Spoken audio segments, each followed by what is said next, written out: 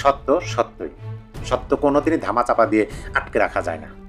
একটা সত্যকে ঢাকার জন্য আপনি যদি হাজারটা মিথ্যা ব্যবহার করেন, তারপরে সত্য প্রমাণিত হয়, সত্য মিথ্যা তফাৎটা কিন্তু হয়। সময় যাই লাগুক না কেন, সময় শেষে সত্যেরই জয় হয়। এবারে দেখা গেল যে শেখ হাসিনা, ওবায়দুল কাদের, আসাদুজ্জামান খান কামাল, এই তিন বড় নেতা সহ আওয়ামী লীগের অন্তত 494 জনকে ভুয়া মামলা থেকে অব্যাহতি দেওয়ার ঘটনা ঘটেছে। এবং সেই ভুয়া মামলাটা এমনই যে একটা মামলা 2-3 জায়গায় করা হয়েছে, একই মামলা 2-3টা করা হয়েছে। এভাবে মামলার সংখ্যা সারা দেশে হাজার হাজার হয়ে গেছে। ধানমন্ডি 32-এ ভাঙচুরের অভিযোগে মামলার মুখোমুখি হতে যাচ্ছেন ডক্টর ইউনূস। দায়িত্ব ছাড়ার সপ্তাহ না পেরোতেই এবার অন্তর্বর্তী সরকারের প্রধান ডক্টর মোহাম্মদ ইউনূস সহ তার নেতৃত্বাধীন উপদেষ্টাদের বিরুদ্ধে শুরু হতে যাচ্ছে আইনি লড়াই। আপনারা আইদার ডিটেনশন অথবা মামলা যেটুকু বলে অপরাধ করলে যেটুকু আইনের আওতায় নিয়ে আসতে হবে। শেখ হাসিনা, কাদের, কামালদের 3 হত্যা মামলার সত্যতা পায়নি পুলিশ। দেশের সমস্ত আদালতে মোহাম্মদ ইউনূসের বিরুদ্ধে মামলা করার প্রশ্ন হলো, এটি কি শুধুই প্রতিশোধ নাকি সুপরিকল্পিত রাজনৈতিক এবং আইনি ফাঁদ? অন্তর্বর্তী সরকারের সময় যারা আক্রান্ত হয়েছেন, যারা হামলার শিকার হয়েছেন, যারা জেলে নির্যাতিত হয়েছেন, তারা সবাই সাবেক প্রধান উপদেষ্টা মোহাম্মদ ইউনূসের নাম জড়িয়ে মামলা করুন। আসসালামু আলাইকুম দর্শক, সিগন্যাল বিডি চ্যানেলের নতুন একটি গুরুত্বপূর্ণ নিউজ ভিডিও নিয়ে আপনাদের মাঝে হাজির হলাম। প্রিয় দর্শক, বাংলাদেশের বর্তমান রাজনৈতিক প্রেক্ষাপট নিয়ে ইতিমধ্যে অনেকগুলো ভিডিওর অংশবিশেষ আপনারা দেখেছেন এবং আশা করি দেখেই বুঝতে পেরেছেন আজকের ভিডিওটি কতটি গুরুত্বপূর্ণ এবং আকর্ষণীয় হতে চলেছে। তাই বলছি প্রিয় দর্শক, সবাই আপনারা ধৈর্য সহকারে পুরো ভিডিওটি দেখবেন। এখনো যারা আমাদের চ্যানেলটি সাবস্ক্রাইব করেননি তাদের সবাইকে বলবো আমাদের চ্যানেলটি সাবস্ক্রাইব করে পাশে থাকা বেল আইকনটি অন করে দিবেন। আর যারা ইতিমধ্যে সাবস্ক্রাইব করেছেন তাদেরকে অসংখ্য ধন্যবাদ। তো প্রিয় দর্শক, কে কোথা থেকে ভিডিওটি দেখছেন অবশ্যই কমেন্ট বক্সে জানিয়ে যাবেন। তো প্রিয় দর্শক, চলুন আর কথা বাড়াবো না, একটি লাইক দিয়ে মূল ভিডিওতে যাওয়া যাক। 2024 সালের 5 আগস্ট ক্ষমতাচ্যুত হওয়ার পর আওয়ামী লীগ এখন নিষিদ্ধ। ত্রয়োদশ জাতীয় সংসদ নির্বাচনে বিপুল ভোটে সরকার গঠন করেছে বিএনপি, বর্তমান প্রধানমন্ত্রী তারেক রহমান। তবে বিএনপি ক্ষমতা আসার পর আবারও মাঠে নামার চেষ্টা করছে আওয়ামী লীগ। বন্ধ পার্টি অফিস খুঁজছে, মিছিল হচ্ছে, কিন্তু তাদের উপর হামলা, মামলা, গ্রেপ্তারও হচ্ছে। এই পরিস্থিতিতে শেখ হাসিনা যে ঘোষণা দিয়েছেন সেটি নিছক আবেগের নয়, এটি কৌশলগত ঘোষণা। আওয়ামী লীগের ভার্চুয়াল বৈঠকে শেখ হাসিনা নেতাকর্মী সমর্থকদের উদ্দেশ্যে বলেছেন, অন্তর্বর্তী সরকারের সময় যারা আক্রান্ত হয়েছেন, যারা হামলার শিকার হয়েছেন, যারা জেলে নির্যাতিত হয়েছেন, তারা সবাই সাবেক প্রধান উপদেষ্টা মোহাম্মদ ইউনূসের নাম জড়িয়ে মামলা করুন। তিনি বারবার বলেছেন এই মামলার নথি আগামী দিনে কাজে আসবে। এই একটি বাক্যই পুরো কৌশলের চাবিকাঠি।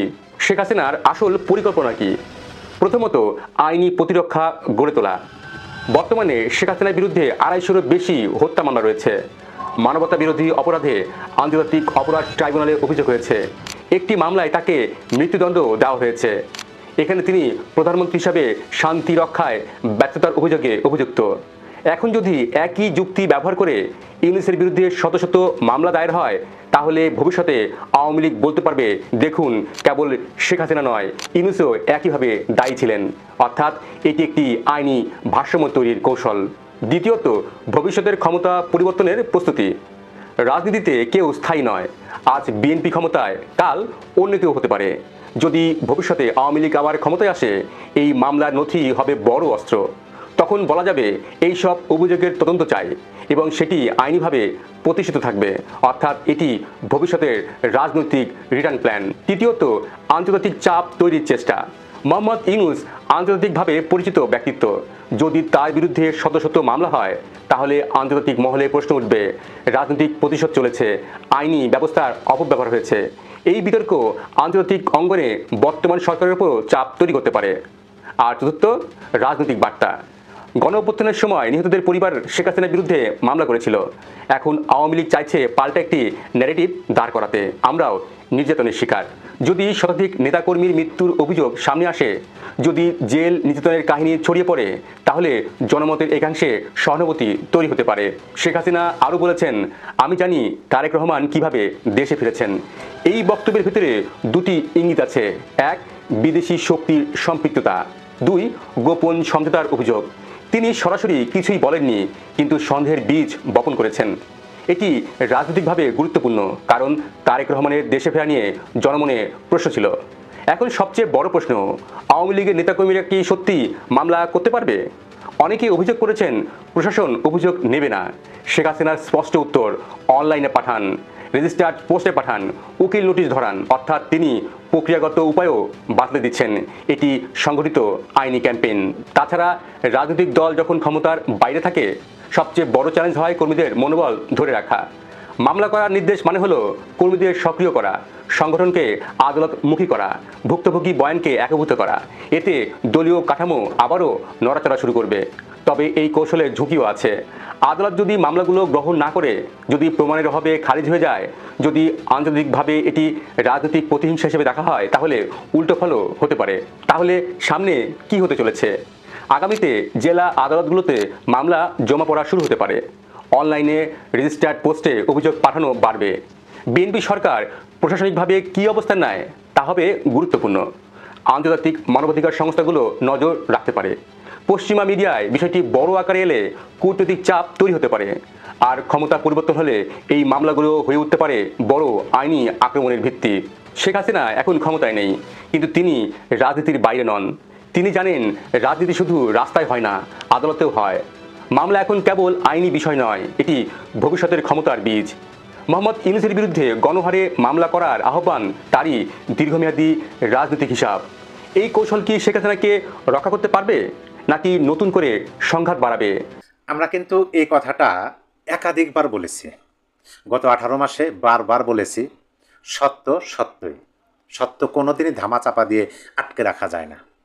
একটা সত্যকে ঢাকার জন্য আপনি যদি 1000টা মিথ্যা ব্যবহার করেন, তারপরে সত্য প্রমাণিত হয়। সত্য মিথ্যার তফাৎটা কিন্তু হয়। সময় যাই লাগুক না কেন, সময় শেষে সত্যেরই জয় হয়। বিগত সরকারের সময়, অর্থাৎ ইউনূস সরকারের সময় আমরা কিন্তু খুব ভালোভাবে এটা দেখেছি যে শুধুমাত্র শেখ হাসিনাকে বিভিন্ন মিথ্যা মামলায় কিভাবে জর্জরিত করা হয়েছে। মানে মামলা হইতেছে, এক একটা মামলাতে 200, 400, 500 জন আসামি। 1 নম্বর আসামিকে শেখ হাসিনা, ওবায়দুল কাদের, আসাদুজ্জামান খান কামাল। কেন? কারণ ওই যে আওয়ামী লীগকে কোণঠাসা করতে হবে। তখন কিন্তু আমরা বলছি যে এটা মিথ্যা, এটা সত্য নয়। কোথায় একজন মানুষ মারা গেল, কিভাবে একজন টাকসাপায় মারা গেল, সেইটার প্রধান আসামি শেখ হাসিনাকে করা হলো। এটা কি সত্য বলে মনে হয়? আমরা অনেক আলোচনা করছি, সেই বিষয়ে যাব না। আজকে আমি আপনাদেরকে যে নিউজটা শোনাবো, সেই নিউজটা শোনার পরে আপনিও বলবেন, বলতে বাধ্য হবেন, আমি বলতে পারি যে সত্য বের হতে শুরু হয়েছে। আজকে আমি যে মুহূর্তটাতে ভিডিও করতেছি, আজকে হচ্ছে মার্চ মাসের 2 তারিখ, সাল 2026, বিকাল 5 ঘটিকার সময় আমি ভিডিওটা করতেছি। এখন থেকে ঠিক 1 ঘন্টা আগে যে নিউজটা আমার সামনে আসলো, সেই নিউজটা পড়ার পরে আমার মনের মধ্যে সেটাই সর্বপ্রথম সেটাই উদয় হয়েছে যে সত্য বের হয়ে আসতে শুরু হয়েছে। দেখেন, শিরোনামটা আপনাদেরকে বলে দিই। আপনারা কেউ কেউ এরকম মন্তব্য করেন যে এরকম গুরুত্বপূর্ণ নিউজ কেউ পেল না, সবার আগে আমি কেমনে পেলাম, কোথায় পেলাম, এই ধরনের কথা কেউ কেউ বলেন। তাদের জন্য শিরোনামটা বলে দিই, তারা যদি চান নিউজটা নিজেই পড়ে নিন। নিউজ প্রকাশিত হয়েছে 2 মার্চ 2026, 4:17 অপরাহ্ন। শিরোনাম: শেখ হাসিনা, কাদের, কামালদের 3 হত্যা মামলার সত্যতা পায়নি পুলিশ। পুলিশের পক্ষ থেকে আদালতে শেখ হাসিনা, ওবায়দুল কাদের, আসাদুজ্জামান খান কামালকে অব্যাহতির জন্য সুপারিশ করা হয়েছে। নিউজটা আমি আপনাদেরকে পড়ে শোনাই। বৈষম্যবিরোধী ছাত্র আন্দোলন চলাকালে রাজধানীর ভাটারা থানা এলাকায় পৃথক 3টি হত্যাকাণ্ডের ঘটনায় দায়ের করা মামলায় সাবেক প্রধানমন্ত্রী শেখ হাসিনা, সাবেক সেতুমন্ত্রী ওবায়দুল কাদের এবং সাবেক স্বরাষ্ট্রমন্ত্রী আসাদুজ্জামান খান কামাল সহ সব আসামিকে অব্যাহতির সুপারিশ করেছে পুলিশ। তদন্তে আসামিদের বিরুদ্ধে আনিত অভিযোগের সত্যতা না পাওয়ায় তথ্যগত ভুল উল্লেখ করে আদালতে এই চূড়ান্ত প্রতিবেদন দাখিল করা হয়েছে। মানে প্রতিবেদন দাখিল করা হয়েছে যে মহামান্য আদালত এই যে শেখ হাসিনা, ওবায়দুল কাদের এবং আসাদুজ্জামান খান কামালের বিরুদ্ধে যে মামলা করা হয়েছে, হত্যা মামলা, একটা না 3টে মামলা, এই 3টে মামলার আমরা কোনো সত্যতা পাইনি। এই যে প্রমাণ দাখিল করা হয়েছে। দেখেন, আমি একটু বিস্তারিত পড়ে শোনানোর চেষ্টা করি, পাশাপাশি আলোচনা করবো, আশা করি ধৈর্য সহকারে শুনবেন। সোমবার 2 মার্চ অর্থাৎ আজ ঢাকার মেট্রোপলিটন ম্যাজিস্ট্রেট মোহাম্মদ এহসানুল ইসলামের আদালতে এই প্রতিবেদনগুলোর উপর শুনানির দিন ধার্য রয়েছে। এর আগে গত 24শে ফেব্রুয়ারি আদালত প্রতিবেদনগুলো পর্যালোচনা করেন। ট্রাক চালক জাহাঙ্গীর হত্যা মামলা, মানে এখানে যে 3টা মামলা, ওই 3টে মামলার বিবরণ এখানে সুন্দরভাবে তুলে ধরা হয়েছে। কীভাবে কী হয়েছে, তাদেরকে কীভাবে আসামি করা হয়েছে, পুলিশ সত্যতা পেল না, বিস্তারিত বলা আছে। প্রথম যে মামলাটা সেটা হলো 2024 সালের 20 জুলাই বসুন্ধরা গেট এলাকায় ককটেলের আঘাতে নিহত হন জাহাঙ্গীর। এই ঘটনায় শেখ হাসিনা সহ 84 জনের বিরুদ্ধে মামলা করেন মোহাম্মদ শফিকুল ইসলাম। তদন্ত কর্মকর্তা এসআই মোহাম্মদ নেসার উদ্দিন প্রতিবেদনে উল্লেখ করেন, ঘটনার সময়কাল, বিশৃঙ্খলায় সুনির্দিষ্ট কার আদেশে বা কার আঘাতে মৃত্যু হয়েছে তার কোনো অকাট্য সাক্ষী বা ভিডিও ফুটেজ পাওয়া যায়নি। এমনকি এজাহারভুক্ত আসামিদের শনাক্ত করতেও সাক্ষীরা ব্যর্থ হয়েছেন। ফলে একে তথ্যগত ভুল হিসেবে উল্লেখ করে 84 জন আসামিকে অব্যাহতির সুপারিশ করা হয়েছে। ভাবুন, যে মানে কোনো প্রমাণ নাই, অকাট্য কোনো প্রমাণ নাই, যারা সাক্ষী দিচ্ছেন তারাও মানে কোনো প্রমাণ দেখাইতে পারতেছেন না। সেই মামলায়, এই মামলায় নাকি শেখ হাসিনাকে ফাঁসাবে। আমি 3টা মামলার বিবরণ একটু আপনাদের পড়ে শোনা আলোচনা করব। এইটার পরে এই নিউজের পরিপ্রেক্ষিতে অবশ্যই দেখতে পাবেন যে কিভাবে মানে ওই যে যারা বিগত সরকারের সময় সংবিধান বিরোধী ছিল, মুক্তিযুদ্ধ বিরোধী, মুক্তিযুদ্ধকে ভূপরিত করার চেষ্টা করছে, আওয়ামী লীগকে নাই করে দেওয়ার চেষ্টা করছে, এই মামলার মানে এই নিউজটা পাওয়ার পরে তারা তো কি মানে তাদের বক্তব্য যেটা মানে গুরুত্বপূর্ণ অবশ্যই আপনাদের সামনে তুলে ধরবো, মানে দেখার বিষয়, কিভাবে বিষয়গুলো হচ্ছে অবশ্যই দেখার বিষয়। তারপরে 2 নম্বর যেটা মামলা, জাকির হোসেন হত্যা মামলা। 19 জুলাই নতুন বাজার এলাকায় গুলিবিদ্ধ হয়ে মারা যান জাকির। এই মামলায় শেখ হাসিনা সহ 165 জনকে আসামি করা হয়। তদন্ত কর্মকর্তা এসআই ফরহাদ কামাল সুজন প্রতিবেদনে জানান, ঘটনার সত্যতা থাকলেও এজাহার নামেও 1 নম্বর আসামি শেখ হাসিনা থেকে শুরু করে 165 নম্বর আসামি পর্যন্ত কারো বিরুদ্ধে সরাসরি জড়িত থাকা বা নির্দেশ দেওয়ার মতো পর্যাপ্ত তথ্য প্রমাণ পাওয়া যায়নি। দেখেন এক একটা মামলার ধরন কি, 84 জন আসামি, 165 জন আসামি, কে কোথায় মারা গেল কে জানে। 1 নম্বর আসামি শেখ হাসিনা। আচ্ছা, 2 নম্বর যে মামলা সেটা হচ্ছে ছাত্রদল কর্মী রমজান মিয়া হত্যা মামলা। যমুনা ফিউচার পার্কের সামনে রমজান মিয়া নিহতের ঘটনায় 246 জনের বিরুদ্ধে মামলা হয়েছিল। এই মামলাতেও তদন্তে আসামিদের বিরুদ্ধে সংশ্লিষ্টতা না পাওয়ায় তাদের অব্যাহতির সুপারিশ করা হয়েছে। এই মামলাটিকেও তথ্যগত ভুল হিসাবে উল্লেখ করা হয়। পুলিশ ও বাদীর বক্তব্য, রমজান মিয়া হত্যা মামলার তদন্ত কর্মকর্তা ভাটারা থানার উপপরিদর্শক রুবেল মিয়া জানান, তদন্তে যা পাওয়া গেছে সে অনুযায়ী আইনি প্রক্রিয়া অনুসরণ করে অব্যাহতির আবেদন করা হয়েছে। মুখে মানে এমনি না, আইনি প্রক্রিয়া অনুসরণ করে অব্যাহতির জন্য আবেদন করা হয়েছে। অন্য 2 মামলার তদন্ত কর্মকর্তার সঙ্গে যোগাযোগের জন্য ফোন দিয়েও যোগাযোগ সম্ভব হয়নি। একদিকে ট্রাক চালক জাহাঙ্গীর হত্যার বাদী মোহাম্মদ শফিকুল ইসলাম বলেন, এদিকে যদিও অব্যাহতি দিয়ে দেয় দিক, দেখেন বাদী বলতেছে যদিও অব্যাহতি দিয়ে দেয় দিক, বাদীর কোনো এখানে নাই। এসব নিয়ে আর ঝামেলা বা হয়রানি ভালো লাগে না। মামলার আসামি মানে বাদী মানে যিনি মামলাটা করছেন, ট্রাক চালক জাহাঙ্গীর ওই যে 1 নম্বর আসামি, যিনি মামলাটা করছেন তিনি বলতেছেন যে আর ভালো লাগে না, অব্যাহতি দিয়ে দেয় দিক। মামলার দরকার ছিল করছি, খেয়াল করবেন বাদী কি বলতেছে, মামলার দরকার ছিল তাই করেছি, এখন আদালত যা সিদ্ধান্ত নেয় সেটাই মেনে নেব। অন্য 2 মামলার বাদীদের সঙ্গে যোগাযোগ করা সম্ভব হয়নি। চূড়ান্ত প্রতিবেদনের মূল দিক, পুলিশের ফাইনাল রিপোর্টে একটি গুরুত্বপূর্ণ দিক উল্লেখ করা হয়েছে যে অনেক ক্ষেত্রে ঘটনাস্থল নিয়ে অসঙ্গতি পাওয়া গেছে। মানে অনেক ক্ষেত্রে ঘটনাস্থল নিয়ে অসঙ্গতি পাওয়া গেছে। হয়তো মামলায় উল্লেখ করা হয়েছে যে অমুক জায়গায় ঘটনা ঘটছে, তদন্তে গিয়ে দেখো ওই জায়গায় ওই ঘটনা ঘটে নাই। বিষয়টা খেয়াল করুন আপনারা। ভাটারা থানা এলাকার মৃত্যু দেখানো হলেও তদন্তে দেখা গেছে অনেকেই ভিন্ন জায়গায় মারা গেছেন। এছাড়া ডিজিটাল ফুটেজ বিশ্লেষণ এবং সাক্ষীদের জবানবন্দিতে আসামিদের প্রত্যক্ষ উপস্থিতির প্রমাণ মেলেনি। এই যে নিউজটা আমি আপনাদের পড়ে শোনালাম, নিউজটি শোনার পরে অবশ্যই আপনাদের মূল্যবান মতামত আপনারা এই ভিডিওর কমেন্ট বক্সে লিখে জানিয়ে দিবেন। তবে আমার মনের মধ্যে একটু আনন্দ ফিল হইতেছে, একটু ভালো লাগা কাজ করতেছে, কারণ দেখেন সত্য বের হয়ে আসবে, কিন্তু এত তাড়াতাড়ি সেটা আমরা কল্পনার মধ্যেও ছিল না। সাধুবাদ জানাই, হ্যাঁ সত্য বের হয়ে আসুক। যিনি মামলার আসামি তিনি বলতেছেন অব্যাহতি দেয় দিক, আর কোনো আফসোস নাই, মামলা করার দরকার ছিল করছে, আদালত যা করে করুক। মামলার এজাহারে যে জায়গাটা উল্লেখ করা হয়েছে যে এই জায়গায় এই ঘটনা ঘটছে, আসামিকে 1 নম্বর আসামি শেখ হাসিনা, কিন্তু পুলিশ তদন্তে গিয়ে দেখতেছে এই জায়গায় এই ধরনের কোনো ঘটনাই ঘটে নাই।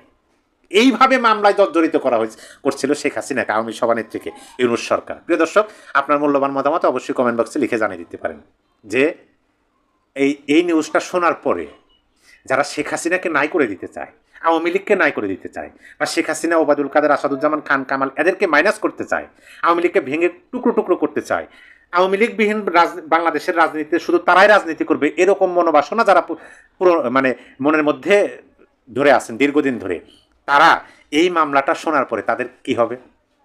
তারা অবশ্যই হম্পি দিবে, বর্তমান সরকারকে দোষারোপ করবে। একটা কথা আগে বলে রাখলাম, তারা বর্তমান সরকারকে দোষারোপ করবে, কিন্তু যিনি মামলার আসামি তিনি বলতেছেন যে মামলা করার দরকার ছিল করছি, আদালত যা করে সেটাই। এবং পুলিশ তো এটা মৌখিকভাবে বলতেছে না, খেয়াল করুন। পুলিশ এখানে বলতেছেন যে আমরা তদন্ত করছি মহামান্য আদালত, আমরা তদন্ত করতে গিয়া দেখতেছি এই যে এখানে লেখা আছে যে এই জায়গায় এই কাণ্ডটা ঘটছে, ওখানে গিয়ে দেখতেছি ওই ধরনের কোনো ঘটনাই ঘটে নাই। একেবারে তথ্যগত ভুল, মিথ্যা মামলা, মিথ্যা, যেটাকে এক কথায় বলে যে মিথ্যা। মিথ্যা তো আর সত্য, আপনি সত্য এক জিনিস, মিথ্যা এক জিনিস। একটা সত্য, যেমন ধরেন আমি আপনাদেরকে যদি আর একটা লাইন পড়ে শোনাই, যেমন ধরেন এখানে বলা হয়েছে যে ভাটারা থানা এলাকায় মৃত্যু দেখানো হলেও তদন্তে দেখা গেছে অনেকেই ভিন্ন জায়গায় মারা গেছে। তাহলে এই যে মিথ্যাভাবে সাজানো হয়েছে যে ভাটারা থানায় মারা গেছে, তদন্ত করতে গিয়ে দেখা যেতেছে না সেখানে ঘটনাই ঘটে নাই, তাহলে সত্য বের হয়ে আসলো। অথচ এই যে মিথ্যা বিষয়টাকে সত্য বলে চালানোর জন্য হাজারটা মিথ্যা ব্যবহার করছে কে? ওই যে তাইজুল, ওই যে ডক্টর ইউনূস, ওই যে দেশ বিরোধী, ওই যে স্বাধীনতা বিরোধীরা আজকে প্রকাশ্যে বের হয়ে আসছে। যাই হোক, ডক্টর ইউনূসের তৈরি আন্তর্জাতিক অপরাধ ট্রাইব্যুনালে ডক্টর ইউনূসকে ফাঁসিতে ঝুলানো হবে। কর ফাঁকি ও হত্যা মামলায় ডক্টর ইউনূসকে বন্দী করে রেখেছে সেনাবাহিনী। সেটার জন্য আমরা আশা করব যে আমার বাহিনী এদের বিরুদ্ধে অ্যাকশন নেবে। আপনারা আইদার ডিটেনশন অথবা মামলা যেটুকু বলে, মানে অপরাধ করলে যেটুকু আইনের আওতায় নিয়ে আসতে হবে। শেখ হাসিনার উপর প্রতিশোধের নেশায় উন্মাদ হয়ে উঠেছিলেন ডক্টর ইউনূস, কিন্তু নিজের জালে নিজেই কারাগারে বন্দী। পদ্মা সেতু নিয়ে একটা মিথ্যা অপবাদ আমাদের উপর দেওয়া হয়েছিল।